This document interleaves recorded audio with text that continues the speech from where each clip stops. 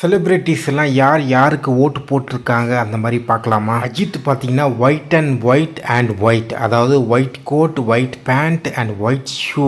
என்னைய விட்டுருங்க, நான் வந்து பார்த்தீங்கன்னா ஒரு அமைதியான ஆள், அதான் ஒயிட் அப்படின்ட்டு சொல்கிறாரோன்னு நான் நினைக்கிறேன். சியான் விக்ரம் வந்து பார்த்தீங்கன்னா டிவி கேக்கு ஓட்டு போட்டிருக்காரு. அண்டு விக்ரமும் விஜயும் பார்த்தீங்கன்னா ஒரு க்ளோஸான நண்பர்கள் தான். என்னதான் விக்ரமுடைய ஃபேமிலி மெம்பர் வந்து பார்த்தீங்கன்னா கருணாநிதியுடைய ஃபேமிலியில் வந்து திருமணம் பண்ணியிருந்தாலும் எனக்கு தெரிஞ்சு இவர் வந்து விஜய்க்கு தான் ஓட்டு போட்டிருக்காரு. அதுக்கப்புறம் ரஞ்சித்தும் பார்த்தீங்கன்னா டிவி கேக்கு தான் ஓட்டு போட்டிருக்காரு. அவர் போட்டிருக்க ட்ரெஸ் கோடு பற்றி நான் சொல்கிறேன்.